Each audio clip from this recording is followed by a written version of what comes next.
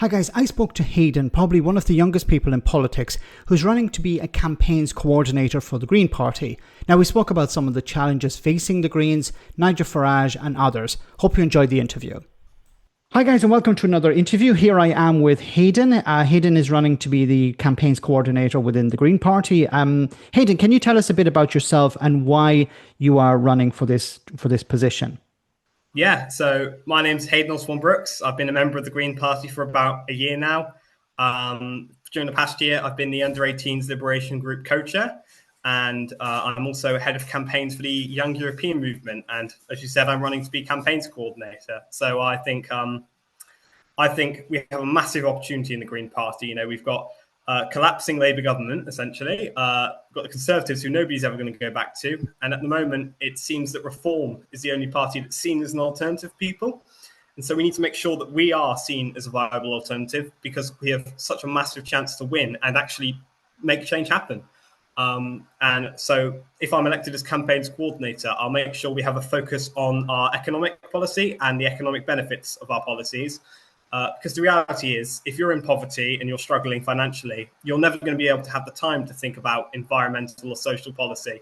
And so we need to tackle things that are at the front of people's minds. At the moment, that's economic policy and, you know, the financial benefits of our policies and how we're actually going to tangibly change people's lives. And why should people look to you as the coordinator? Yeah, so obviously I think my ideas around what we need to focus on are good, but also I think I have a benefit in the fact that I'm a very young person. I'm 16 years old. I believe I'm the youngest candidate ever for Green Party executive. And so I think that when people see a young person sort of making waves through the party, it would really encourage other young people to get involved. And we do have this massive potential with young people. A poll came up from YouGov the other day, which showed amongst 18 to 24-year-olds, Labour would be leading at 33%, but we would be just behind at 26%. And actually we'd be leading with women that age. And so we have this gigantic potential with young people. And so I think, you know, obviously I know what interests young people in campaigns. And so I can put my own personal experience into that. But also just the fact that there's a young person succeeding in the party would really encourage other young people to get involved. And why do you think young people are not interested in politics? And why are we seeing such low turnout, not just in the UK, but in other countries as well, when it comes to young people? I think at the moment, a lot of young people are hopeless, essentially, because they've seen the political establishment absolutely collapse after years and years of offering no change. And so first off, I think we need to present a vision of actual change to them. You know, Jeremy Corbyn did when he was running, and he managed to engage so many young people in our politics. But also I do think, so part of a campaign which I'm running in my role as the Under-18s Liberation Group co-chair is at the end of the month, I'm launching a Votes to 16 campaign with Carla Denyer and Natalie Bennett. And part of that is that we believe we need Votes to 16, which we know Labour will be bringing in, but we also need improved citizenship education. So the reason I ever got involved or interested in politics was because must have been 2017. Yeah, I was really young then. But yeah, in 2017 we had a mock election at my primary school, and that's where sort of my first interest came from. So if we actually, you know, managed to grab young people's attention with better citizenship education, you know, required mock elections and things like that, then we actually have a chance of engaging them. And if you bring that in with Votes at 16, you have a chance of literally having people vote whilst they're learning about the benefits of voting, etc. And that's been proven in Austria. I think the first time they had it in, I can't remember which general election it was, but they had 81% turnout with Wow. young people, which was, you know, great. Unbelievable, yes. Yeah, and people will keep that voting habit, hopefully. And so, yeah, that's part of how we can improve turnout amongst young people. And do you think there is a change taking place within politics that is welcoming for young people at the moment? But you talked about hopelessness, but do you think there's a chance to turn things around there? I think there is. As I said earlier, the polls have shown that the Green Party is growing in support amongst young people, and I think that is majorly due to our message of hope and change, because it can happen. And if we just show a strong narrative and a vision of a better future, then we can engage young people. And obviously, yeah, as I said, votes of 16 will be brought in, so hopefully we'll see a shift towards more young people getting involved in politics. And I've been looking at the Labour Party's social media platform over the last number of years, and it's an absolute disaster. You've probably seen it as well, where Yeah. a lot of their videos are not getting a lot of views, and they're not breaking through. So, as you're a young person, I think it's great that you're on the team within the Green Party. So, what tools would you recommend your party to use going forward? So stuff like TikTok or social media tools, but or other ways to reach out to not just young people but an older generation as well. Yeah. So first off, I will say, in my role as campaigns coordinator, this wouldn't be part of my portfolio. That would be part of the external comms, but I'm still happy to comment on it. So I'd look first to a couple of examples of where progressive movements have done really, really well online. So there was Die Linke in Germany, which is the big sort of left-wing party there. Did amazingly on social media. I can't remember the actual statistics, but they were leading with likes and views and everything, especially on TikTok. And that sort of resulted in a large turnout amongst young people there. And also in New York, where Zoran Mamdani has just won the Democratic primary for mayor, he also engaged a lot with young people through social media, and actually that turned out with a result of 18 to 24-year-olds having the highest turnout of anyone in that election, which was a massive shift from the last one, where I think it was 55 to 64 was the highest turnout. So yeah, social media is a gigantic opportunity for engaging young people, also older people, because a lot more older people are looking into social media now, and so it is a new way of reaching out to massive audiences, which we've never had before, and we should sort of capitalize on that. Yeah, because others are, for example, Nigel Farage has a huge following on social media, and he's able to put out content constantly, be it from his work on GB News or just himself putting out stuff on TikTok. Yeah. There are individuals on the left, for example, Zara Sultana, a young politician. She's making a huge amount of progress with with social media and other tools like that. What's your opinion of her approach to politics and her approach to campaigning? So Zara Sultana does use social media better than we do, I think. And I'm sure you'll have seen she's actually starting a new party with Jeremy Corbyn, or sort of not, because Yeah, apparently he it's a didn't bit know. it's up in the air at the moment. Yes, it is a bit odd. But yeah, she, I think Zara Sultana would have been an amazing addition to the party. We would have absolutely welcomed her, but that's not the route which she's taken, and she is going to probably end up starting this new party. And so I've been interested recently in where we can go from here, because I joined the Green Party on the basis, on the understanding that we could unite the left in the UK, because I think there's been this problem throughout not only British politics, but worldwide, that the left's always sort of been split into little factions, and that's the reason why we've never succeeded, essentially. And so I do think we do need cooperation between these two parties. If this Zara Sultana's party does come to fruition, actually is somewhat successful, we should work with them, because otherwise we risk splitting the vote and letting reform in, which is obviously the worst thing possible that could happen, and we need to try our best to prevent that. So do you actually see that happening? Do you see cooperation with maybe people within the Labour Party or independent MPs working with the Greens? Because at the last election, the last general election, there was tactical voting, which really punished the Conservatives. Do you see something like that happening maybe in by-elections going forward, or the next local elections? So I doubt that the Green Party is, or the left-wing independents will be willing to work with Labour at this point, unless these Labour MPs do defect or go independent. But in terms of independent MPs, I think it's definitely a possibility for the future that we could have some cooperation. The issue with independent MPs is that really they're not a national thing. So it's hard for us to make agreements because we can't say to one independent, okay, we're backing you, and then say to another one who's got nothing to do with that independent, okay, you need to step down for us to back them, because they're not going to do it, are they? And so what Zara Sultana's party would offer would be an actual organisation which we can negotiate with, and we could stand joint candidates in certain places. We could say we step down in one place, they step down in another. So yeah, there is that big possibility for cooperation on the left. But it will require a lot of negotiation and also some policy changes within the Green Party, because at the moment we have the policy that we have to stand absolutely everywhere in national elections. So that would need changing by a membership vote. Yeah, because if it may, as we saw with the Liberal Democrats, for example, they focused a lot of their attention on marginal seats or particular constituencies, which resulted in a huge number of seats for them. I was really disappointed with Zara Sultana, because I had hoped that she would have joined the Green Party, because I'm a huge supporter of the Green Party. I think there was an opportunity for them to boost their numbers in Parliament, to get high profile figures like Jeremy Corbyn or Zara Sultana, in particular Zara, would have been a huge boost to the Green Party.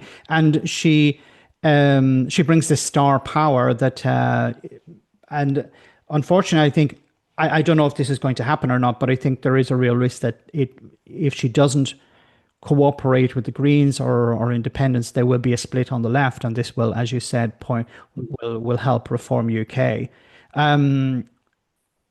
You mentioned at the beginning about some of the policies where you want to reach out to people when it comes to the cost of living crisis, because there is this general feeling that the Green Party is a party of the middle class and a party of environmentalists.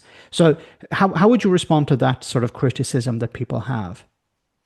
Yeah, I mean, it is definitely a valid criticism. We are at the moment currently very middle class. And I think that is because our focus has been on environmental and social issues a lot of the time, which we should obviously maintain and should be really, really strong issues for us. But as I said earlier, working class people can't engage with that, because if you're worrying about choosing between feeding your children and heating your home during the winter, you've got no space to think about trans rights or the migrant rights or anything like that, or environmental problems. So yeah, we do need to actually focus on how we're changing people's lives now, in terms of financial stuff, so that we can engage working class people, because it's a massive thing we're missing out on. And also, it's horrible to see working class people essentially being like turkeys voting for Christmas, because working class people voting for Reform is it's quite upsetting, because Reform has voted against working rights continuously. Exactly. And so we do need to actually present ourselves as a proper alternative, so that people take us seriously and actually vote us in. And a focus on economic policy will do that. Yeah, like for example, it's a policy, or it's an issue that I bring up often on my channel, about how a policy such as insulating homes protects, it's good for the environment, it's good for for the cost of living, but it's something that would impact working class people straight away. Your bills would drop immediately because your home is insulated. So and a lot of the properties that poor people live in are the older properties or the dilapidated properties where they're spending huge amounts of money just keeping them warm. While this is something that people don't seem to understand, that if you're richer, you're able to just install these things, but if you're poor, you can't, and you end up spending more money just to keep warm. So a policy such as insulating homes would be a great policy, and good for the environment because you're consuming less energy, but also good for ordinary people because it brings down the cost of heating. Free public transport. I'm a huge advocate for free public transport. Get people out of their cars, but it's also good for poor people because they're more likely to rely on public transport and be more concerned about, okay, can I afford to take the train or can I afford to take the bus? Because I don't know, just get your feeling on some of those points. Yes, yeah. I mean, there's so many policies of ours which we're only advertising the environmental benefit of at the moment, but also have massive cost of living effects. As you said, insulating homes benefit to the environment because we're using less energy, but also a benefit to people because they're using less energy, so they're paying less on their bills. Same with solar panels. I was speaking to a Reform voter who lives near me the other day, and I mentioned to him the fact that my MP, Ellie Chowns, had been working on legislation with the Lib Dems to make sure that all new builds had to have solar panels on their roof. And he goes to me, "Oh, well, yeah, I think it's a really sensible idea. I've been asking for that for years." And so I did point out the fact to him that Reform is completely opposed to that. And then, we also highlighted the fact that obviously it's expensive to get solar panels in, but if they're just put on new builds, then, or there's programs with grants and stuff to help people get them on, you're literally getting free energy from the sun. I mean, and if you have too much, you can sell it off to the grid. It is so many economic benefits and financial benefits for people to our policies that we need to focus on in order to engage them. It's interesting there that you said that you're speaking to a Reform voter. So I think this is so important that we have conversations with people we generally disagree with, because we end up finding out that we actually agree on a lot of things. Yes. So what are some of the other policies that you could be discussing with, for example, Reform UK voters? A lot of them will be voting generally on immigration, but what other policies could we be discussing with them in order to win them over? Yeah, I think personally that a wealth tax is a big one. I don't know if you saw, but I think it was yesterday a poll was done which showed that 75% of the UK population agrees with having a wealth tax, which is gigantic. You rarely get that much agreement across the country, and so and I think I can't remember exactly the poll, but I did see a poll which showed that Reform voters actually supported the wealth tax, which is funny considering their deputy leader has 40 million in the bank and Nigel Farage has taken over 1 million in donations since he's become an MP. So yeah, I think a wealth tax is a big one we can speak to people about. Essentially, Reform villainizes migrants and says that they're the problem. They're the people coming in, taking our housing, all this. But we need to change that national narrative away from blaming migrants, who really aren't the problem, and towards blaming the rich, who actually genuinely are the problem. And showing how their lobbying of MPs and et cetera, is the reason we're in such hardship. And how just by having a tiny tax on them, we can bring in billions and billions a year, which can be put towards helping those who need it most and lifting so many people out of poverty. I think I saw an article the other day which said if you put a 2% tax on the top 10 richest people in the UK, you would be able to fund the disability cuts, which were going to put thousands of people in poverty. So yeah, a wealth tax is a great one to speak to voters about. Yeah, and it's great that we're having this conversation, and we've talked very little about the environment, which of course is really important. But we talked a lot about cost of living and other social issues.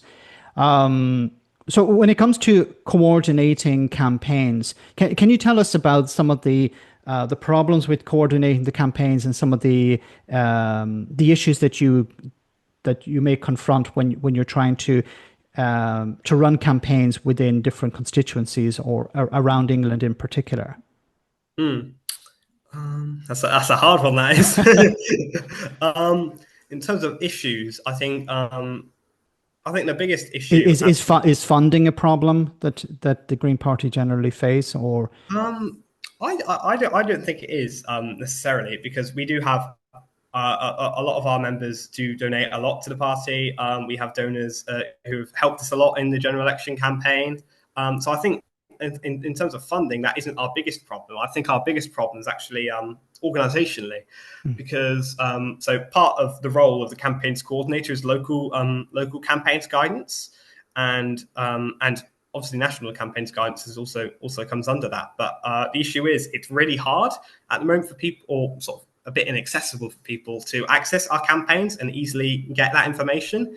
So at the moment, I think it's just chucked on a website as a really long, boring not boring. I don't want to discredit the current campaigns team at all, but it's not the most exciting. And so I think we need to change the way we teach people about our campaigns. So the National Party is currently working on improving our digital infrastructure. And I think part of that should be having videos explaining our campaigns in an exciting way, which actually encourages people to watch it and learn about our campaigns, so that we can, people can be more educated on them and tell voters about them in a better way. And yeah, I think that's generally the best way we can improve our campaigns currently, by making campaigns guidance more accessible and more exciting through sort of digital infrastructure.